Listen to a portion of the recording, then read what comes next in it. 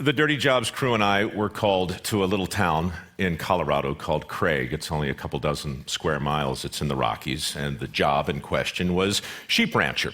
My role on the show, for those of you who haven't seen it, it's pretty simple. I'm an apprentice, and I work with the people who actually do the jobs in question, and my responsibilities are to simply try and keep up and give an honest account of what it's like to be these people for one day in their life. Job in question, herding sheep. Great. We go to Craig, and we check into a hotel, and I realize the next day that castration is going to be an absolute part of this work. So normally I never do any research at all, but this is a touchy subject, and I work for the Discovery Channel, and we want to portray accurately whatever it is we do, and we certainly want to do it with a lot of respect for the animals. So I call the Humane Society and I say, look, I'm going to be castrating some lambs. Can you tell me the deal?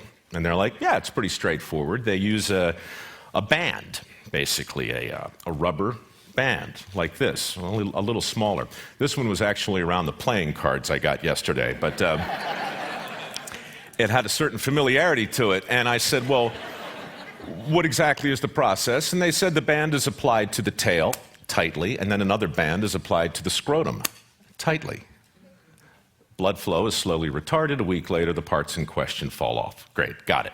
Okay, I call the SPCA to confirm this. They confirm it. I also call PETA, just for fun, and they don't like it, but they confirm it. Okay, that's basically how you do it. So the next day I go out and I'm given a horse and we go get the lambs and we take them to a pen that we built and we go about the business of animal husbandry. Melanie is the wife of Albert. Albert's the shepherd in question. Melanie picks up the lamb, one hand on both legs on the right, likewise on the left. Lamb goes on the post, she opens it up. All right, great. Albert goes in. I follow Albert, the crew's around. I always watch the process done the first time before I try it. Being an apprentice, you do that. Albert reaches in his pocket to pull out, this black rubber band, but what comes out instead is a knife. And I'm like, that's not rubber at all, And he kind of flicked it open in a way that caught the sun that was just coming over the Rockies. It was very, it was impressive. In the space of about 2 seconds, Albert had the knife between the cartilage of the tail right next to the butt of the lamb, and very quickly the tail was gone and in the bucket that I was holding. A second later, with a big thumb and a well-calloused forefinger, he had the scrotum firmly in his grasp, and he pulled it toward him like so, and he took the knife, and he put it on the tip. Now, you think you know what's coming, Michael. You don't. Okay. He snips it, throws the tip over his shoulder, and then grabs the scrotum and pushes it upward, and then his head dips down, obscuring my view. But what I hear is a slurping sound and a noise that sounds like Velcro being yanked off a sticky wall, and I'm not even kidding. Can we roll the video? No, I'm kidding. We don't. I thought it best to talk in pictures. So I do something now I've never, ever done on a Dirty Job shoot, ever. I say, time out, stop. You guys know the show, we use take one. We don't do take two. There is no writing, there's no scripting, there's no nonsense. We don't fool around, we don't rehearse. We shoot what we get. I said, stop. This is nuts. I mean, you know what I mean? This is crazy. We can't do this, and Albert's like, what? And I'm like, I don't know what just happened, but there are testicles in this bucket, and that's not how we do it. He said, well, that's how we do it. And I said, why would you do it this way? And before I even let him explain, I said, I want to do it the right way with the rubber bands. And he says, like the Humane Society? And I said, yes, like the Humane Society. Let's do something that doesn't make the lambs squeal and bleed. We're on in 5 continents, dude. We're on twice a day on the Discovery. We can't do this. He says, okay. He goes to his box and he pulls out a bag of these little rubber bands. Melanie picks up another lamb, puts it on the post. Band goes on the tail, band goes on the scrotum.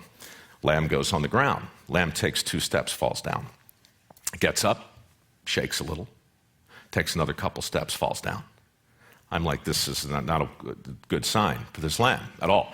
Gets up, walks to the corner. It's quivering, and it lies down, and it's in obvious distress. And I'm looking at the lamb, and I say, Albert, how long? Just, when's he get up? He's like, a day. I said, a day? How long does it take him to fall off? A week. Meanwhile, the lamb that he had just did his little procedure on He's just prancing around, bleeding stopped. He's, nibbling on some grass, frolicking. And I was just so blown away at how completely wrong I was in that second. And I was reminded how utterly wrong I am so much of the time. And I was especially reminded of what a ridiculously short straw I had that day, because now I had to do what Albert had just done, and there are like 100 of these lambs in the pen. And suddenly this whole thing's starting to feel like a German porno, and I'm like...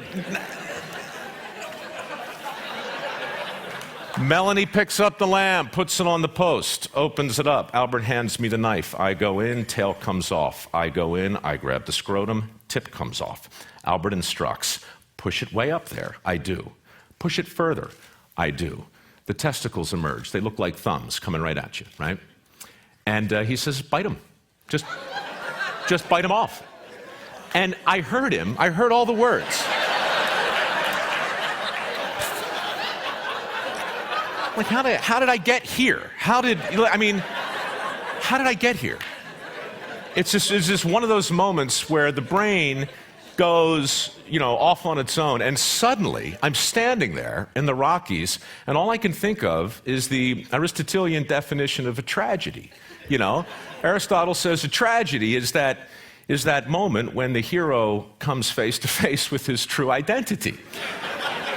And I'm like, this is a jacked up metaphor. I don't like what I'm thinking right now, and I can't get this thought out of my head, and I can't get that vision out of my sight. So I did what I had to do. I went in, and I took him like this, and I yanked my head back, and I'm standing there with two testicles on my chin.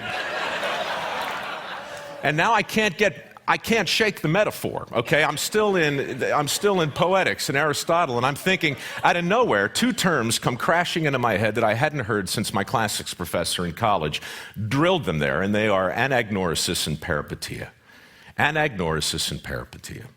Anagnorisis is the Greek word for discovery. Literally, the translation, the transition from ignorance to knowledge is anagnorisis. It's what our network does. It's what Dirty Jobs is, and I'm up to my neck in anagnoroses every single day. Great. The other word, peripeteia, that's the moment in the great tragedies, Euripides and Sophocles. That's the moment where Oedipus has his moment where he suddenly realizes that hot chick he's been sleeping with and having babies with is his mother, okay? That's peripety. Or peripeteia. And this metaphor in my head, I got anagnoris and peripeteia on my chin. I got to tell you, it's such a great device, though. When you start to look for peripeteia, you find it everywhere. Bruce Willis in The Sixth Sense, right? He spends the whole movie trying to help the little kid who sees dead people, and then boom, oh, I'm dead, peripeteia. It's crushing when the audience sees it the right way. Neo in The Matrix, oh, I'm living in a computer program. That's weird. These discoveries that lead to sudden realizations, and I've been having them over 200 dirty jobs. I have them all the time, but that one drilled something home in a way that I just wasn't prepared for. And as I stood there, looking at the happy lamb that I had just defiled, but it looked okay. Looking at that poor other little thing that I'd done it the right way on, and I just was struck by if I'm wrong about that, and if I'm wrong so often in a literal way, what other peripatetic misconceptions might I be able to comment upon? Because look, I'm not a social anthropologist, but I have a friend who is, and I talked to him. And he says, hey, Mike, look, I don't know if your brain is interested in this sort of thing or not, but do you realize, you've shot in every state. You've worked in mining, you've worked in fishing, you've worked in steel, you've worked in every major industry. You've had your back shoulder to shoulder with these guys that our politicians are desperate to relate to every 4 years, right? I can still see Hillary doing the shots of rye, dribbling down her chin with the steel workers. These are the people that I work with every single day. And if you have something to say about their thoughts collectively, it might be time to think about it because, dude, 4 years.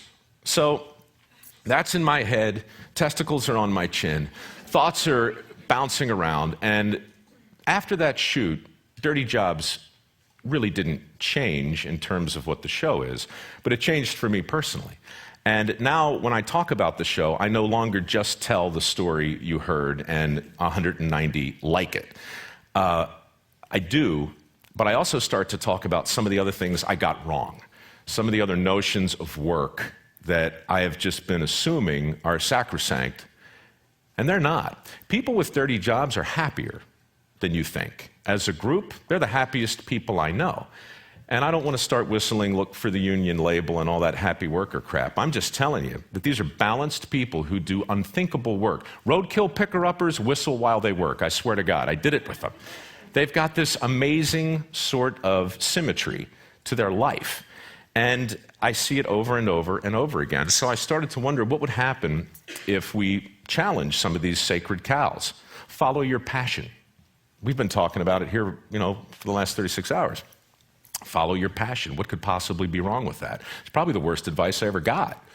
Follow your dreams and go broke, right? I mean, that's all I heard growing up. I didn't know what to do with my life, but I was told if you follow your passion, it's going to work out.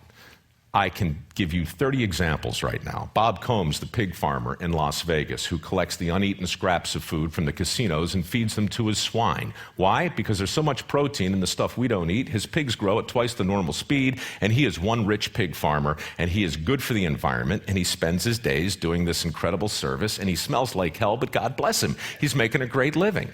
You ask him, did you follow your passion here? He'd laugh at you. The guy's he just got offered like $60 million for his farm and turned it down outside of Vegas. He didn't follow his passion. He stepped back and he watched where everybody was going, and he went the other way, And I hear that story over and over. Matt Freund, a dairy farmer in New Canaan, Connecticut, who woke up one day and realized the crap from his cows was worth more than their milk if he could use it to make these biodegradable flower pots. Now he's selling them to Walmart, right? He didn't follow his passion. The guy's, come on, So I started to look at passion. I started to look at efficiency versus effectiveness, as Tim talked about earlier. That's a huge distinction.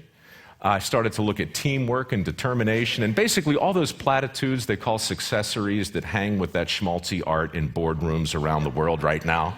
That stuff, it's suddenly all been turned on its head. Safety. Safety first is, going back to, OSHA and PETA and the Humane Society. What if OSHA got it wrong? This is heresy, what I'm about to say, but what if it's really safety third, right? No, really, what I mean to say is, I value my safety on these crazy jobs as much as the people that I'm working with, but the ones who really get it done, they're not out there talking about safety first. They know that other things come first. The business of doing the work comes first, the business of getting it done. And, I'll never forget, up in the Bering Sea, I was on a crab boat with the Deadliest Catch guys, which I also work on in the first season. We're about 100 miles off the coast of Russia, 50-foot seas, big waves, green water coming over the wheelhouse, right? Most hazardous environment I'd ever seen, and I was back with a guy lashing the pots down. So I'm 40 feet off the deck, which is like looking down at the top of your shoe, and it's doing this in the ocean. Unspeakably dangerous. I scamper down, I go into the wheelhouse, and I say with some level of, incredulity, Captain, OSHA? And he says, OSHA, ocean. And he points out there, but in that moment, what he said next can't be repeated in the lower 48. It can't be repeated on any factory floor or any construction site. But he looked at me and he said, son, and he's my age, by the way, he calls me son. I love that. He says, son, I'm the captain of a crab boat. My responsibility is not to get you home alive. My responsibility is to get you home rich. You want to get home alive? That's on you. And for the rest of that day, safety first. I was like... So, the idea that we create this sense of complacency when all we do is talk about somebody else's responsibility as though it's our own and vice versa. Anyhow, a whole lot of things. I could talk at length about the many little distinctions we made and the endless list of ways that I got it wrong. But what it all comes down to is this. I have formed a theory, and I'm going to share it now in my remaining 2 minutes and 30 seconds. It goes like this. We've declared war on work as a society, all of us. It's a civil war. It's a Cold War, really. We didn't set out to do it, and we didn't twist our mustache in some Machiavellian way, but we've done it. And we have waged this war on at least 4 fronts, certainly in Hollywood. The way we portray working people on TV, it's laughable. If there's a plumber, he's 300 pounds and he's got a giant butt crack, admit it. You've seen him all the time. That's what plumbers look like, right? We turn them into heroes, or we turn them into punchlines. That's what TV does. We try hard on dirty jobs not to do that, which is why I do the work and I don't cheat. But we've waged this war on Madison Avenue. I mean, so many of the commercials that come out there in the way of a message, what's really being said? Your life would be better if you could work a little less, if you didn't have to work so hard, if you could get home a little earlier, if you could retire a little faster, if you could punch out a little sooner. It's all in there, over and over again and again. Washington, I can't even begin to talk about the deals and policies in place that affect the bottom line reality of the available jobs, because I don't really know. I just know that that's a front in this war. And right here, guys, Silicon Valley. I mean, how many people have an iPhone on them right now? How many people have their Blackberries on? We're plugged in, we're connected. I would never suggest for a second that something bad has come out of the tech revolution. Good grief, not to this crowd. But I would suggest that innovation without imitation is a complete waste of time. And nobody celebrates imitation the way dirty jobs guys know it has to be done. Your iPhone without those people making the same interface, the same circuitry, the same board over and over, all that, that's what makes it equally as possible as the genius that goes inside of it. So we've got this new toolbox, Our tools today don't look like shovels and picks. They look like the stuff we walk around with. And so the collective effect of all of that has been this marginalization of lots and lots of jobs. And I realized, probably too late in this game, I hope not, because I don't know if I can do 200 more of these things, but we're going to do as many as we can. And to me, the most important thing to know and to really come face to face with is the fact that I got it wrong about a lot of things, not just the testicles on my chin. I got a lot wrong. So we're thinking, by we, I mean me, that the thing to do is to talk about a PR campaign for work. Manual labor, skilled labor. Somebody needs to be out there talking about the forgotten benefits. I'm talking about grandfather stuff, the stuff a lot of us probably grew up with, but we've kind of lost a little. Barack wants to create 2.5 million jobs. The infrastructure is a huge deal. This war on work that I suppose exists has casualties like any other war. The infrastructure is the first one. Declining trade school enrollments are the second one. Every single year, fewer electricians, fewer carpenters, fewer plumbers, fewer welders, fewer pipe fitters, fewer steam fitters. The infrastructure jobs that everybody is talking about creating are those guys, the ones that have been in decline over and over. Meanwhile, we got $2 trillion at a minimum, according to the American Society of Civil Engineers, that we need to expend to even make a dent in the infrastructure, which is currently rated at a D-.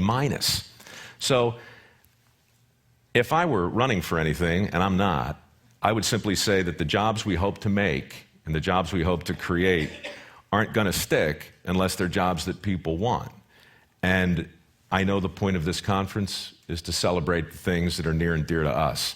But I also know that clean and dirty aren't opposites. They're two sides of the same coin, just like innovation and imitation, like risk and responsibility, like peripeteia and anagnorisis, like that poor little lamb who I hope isn't quivering anymore, and like my time that's gone. It's been great talking to you. And get back to work, would you?